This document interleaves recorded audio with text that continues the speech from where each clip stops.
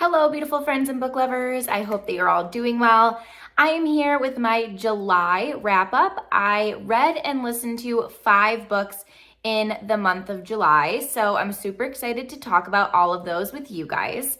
If you're new here, my name is Heather, and as you can take a peek behind me, I like to read and review mainly thrillers and mysteries, but I will basically read anything. So while I read,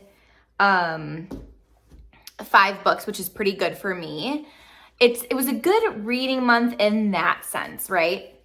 But I only had one 5-star read, and then all of the other 4 books were 2.5 stars or lower. So that bit sucked a little bit, I'm not gonna lie. I really look forward to my June, July reading months because, as you guys know, if you've been here for a bit, I am a teacher. So those months are when I really can get most of my reading time. So I was a little bummed that it felt like every book I was picking up, besides the first one that I'm about to show you, was a little bit of a dud. But you know what? Looking on the positive side, I was still able to get through 5 books, which is nice. So my absolute favorite book that I read in July, believe it or not, is no. I was gonna say it's the only one that wasn't a thriller, but I did read a book that's deemed a thriller, but it definitely wasn't. But anyways, I'll just jump into it. It is a romance, People We Meet on Vacation. I was thinking, I'm like, okay, are rom-coms, is that just for movies, or can that also be for a book? Because this is definitely a romantic comedy book, romance comedy book. I don't even know why I'm struggling with the genre so much. I chose this as the Book of the Year finalist from Book of the Month. If you're unfamiliar with Book of the Month, it is a book buying subscription. You can see all of these books with the little square behind me are from Book of the Month, and you pay $14.99 and you get a book that typically retails for, 25 to 32 US dollars, and you get it for the $14.99.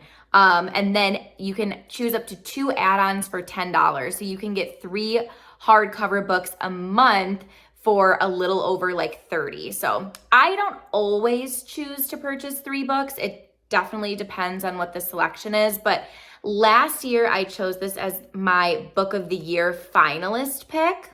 Near the end of the year, Book of the Month members vote for what they thought was the best Book of the Month book.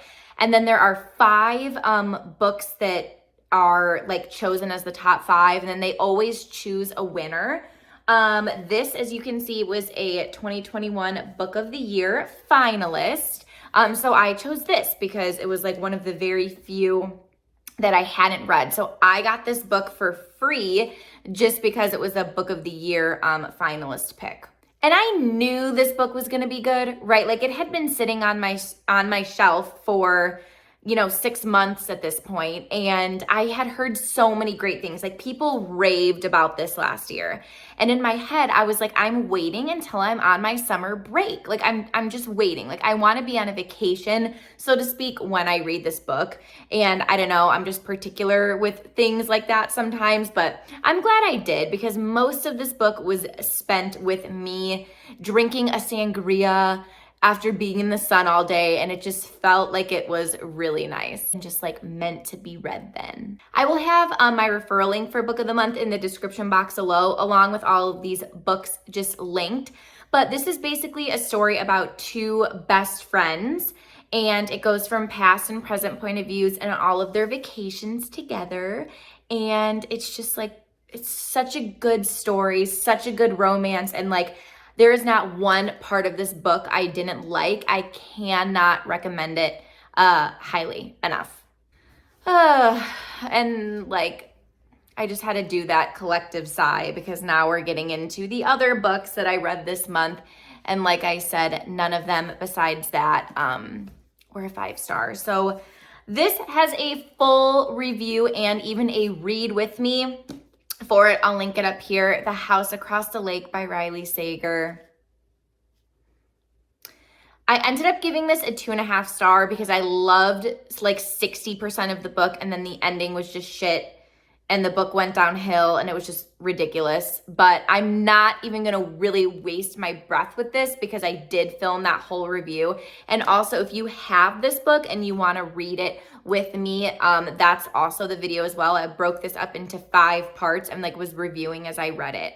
But yeah, this book was just not it. And I feel like his past 2 books have literally been so terrible.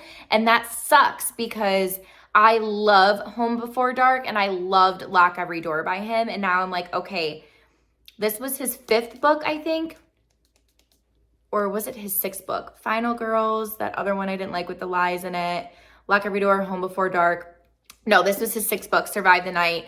And then this. And I'm like, okay, his 7th book needs to be a banger. I don't know what the heck has been happening with these last 2, but like, come on. My 3rd book is also from Book of the Month. I chose it as an add-on, and it's Youre Invited by Amanda Jayatisa. And I was toying with the idea of filming a read with me for this book, but as I read it, it was just like I could not stay engaged. I don't even know if I'm gonna film like a review for this book because I really didn't like it. On my rating scale, I'm just gonna give it like a chore to finish because that's what it really ended up being. The premise is really fun. It says, what could be worse than your ex-boyfriend marrying your childhood best friend, getting accused of her murder?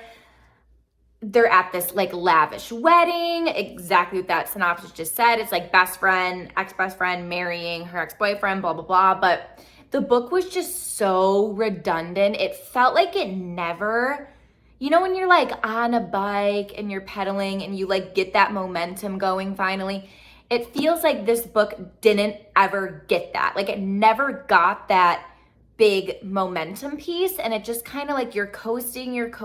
And then, yeah, I just got super bored along the way. I will say parts of the ending I didn't really see coming, and it kind of redeemed the book for me in a sense, but not enough to even give it like a 2-star. So I just really, really didn't end up liking this. If you're new here, I have vowed to read the thrillers that Book of the Month puts out every month. Sometimes I'll choose both like I did in July. Sometimes I'll only choose one. But yeah, that has been actually a super fun goal that I've set for myself in 2022, and I've really been liking it. It's just like, it's a book that I know every single month I'm going to read, like regardless of how busy everything is, you know, like you can always commit to that one book. At least I personally know I can always commit to like at least one book, you know? So that has been really fun. The next book I read was such a disappointment because it's categorized as a thriller and it's definitely not. I know Gabby really, really liked this, and I saw in one of her Instagram posts that she it like made one of her top books or whatever this year. And I was like, okay, that girl reads a lot of thrillers. I'm gonna give this a go. And that is These Silent Woods. I like to go into my books not knowing anything. So this was just like a recommendation of, you know what, like someone else, you know, another booktuber who loves thrillers that, you know, typically her and I like the same things. Like, I'm gonna give it a go. So I listened to it and I was just like, in my head, again, thinking it's like a thriller. But in reality, it ends up just being like this general fiction survival kind of book. Like survival, family, like struggles and drama. And there were some parts of the book that were suspenseful, but it's not a thriller. So when you go into something thinking it's a thriller, and then you're just like disappointed. And I did end up watching Gabby's live show for this, and that was like one of the first things that they talked about was like, yeah, like, you know, we liked the book, but like it's, you know, it's kind of, I don't know the word, like it's be hesitant if you're gonna call it a thriller, you know what I mean? So I really respected that because after I listened to this, I was like, what the heck? Like this definitely wasn't a thriller.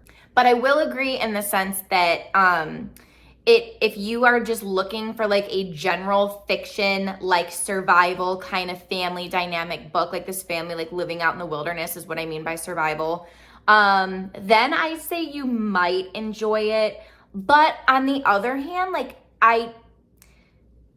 putting it aside that it wasn't a thriller and I was disappointed at that, I also didn't really like how the book ended up wrapping up. Like it just wasn't, there wasn't anything that was like, oh wow, like this is amazing. Like it kind of just ended and then I was like, okay. And the last book that I read in the month of July was After the Party by Georgiana Lees. I requested this from the publisher HarperCollins UK from NetGalley and was granted this. And this book sounded really fun. It literally looks exactly this gorgeous cover about there was a party, there was a lot of drinking involved, and then there was a murder. I actually like flew through this book. I got it, I started reading it yesterday and then I finished today. And while I will say it wasn't the absolute best thriller, it kind of felt like it was like trying to rip off a few like really well-known thrillers, but I don't want to say what they are because I feel like it kind of gives away why I feel like it was trying to rip off those books, like in the ending sort of way. But basically our main character is in love with this guy at her work that she works with. But he's like oblivious to the whole thing. And then, you know, her friends like know that she's in love with him. And there's like this big work Christmas party. And then like all this stuff goes down. And I'll say I enjoyed my time reading it. But like the ending, I was like, really? It wasn't even like, I guess I was gonna say, it's not even like bad. It is kind of bad, but it's not like terrible. It's not like the House Across the Lake ending, but it was bad. And then you're also like pissed off at the main character. So that was annoying. So I just like finished the book and I was like, okay, like it was like thrilling to read, but like, am I gonna recommend it to anyone? Probably not. And I did just want to shout out 2 books that I am for sure reading in the month of August. First one I've had on my shelf for quite some time, and it is A Curse So Dark and Lonely. I feel like while I'm waiting for the next A Court of Thorns and Roses series installment, I need to start like another fantasy series just to get a break from all of the thrillers. And I'm reading this with some best friends, which is going to be fun. And also there is a sequel, A Heart So Fierce and Broken. So I love going into a fantasy book knowing that there's a sequel, because if I enjoy this just like I enjoyed A Court of Thorns and Roses, like knowing that there's a sequel is just like makes me really excited, because like if I'm into like a series, I literally binge read them. Like there's no stopping me. And then also, you guys know what I'm gonna read. It's definitely Daisy Darker by Alice Feeney. When I'm filming this, it is July 30th. At this point in time, Book of the Month has not posted their August book picks, but I am like so super confident that it is going to be an August Book of the Month pick. If not like the pick, it's definitely gonna be like an add-on, because they did Rock, Paper, Scissors by Feeney, so like why wouldn't they do Daisy Darker? But yeah, Alice Feeney is my absolute favorite thriller author in the game. Like nobody is better than her. Argue with me. Nobody is better than her. But yeah, as you can see, I'm really, really excited for that. So the minute I get that book, I'm like everything and everyone, I'm just gonna be like, you know what? I'm sorry. Like I have to read this. Anyways, that wraps up my July 2022 books that I read and listened to. I'm super excited for August, as you guys can see. But please leave in the comments what books you liked, what books you read, what books you didn't like. Like I love to chat with you guys in the comments. And as always, thanks so much for watching. Bye, you guys.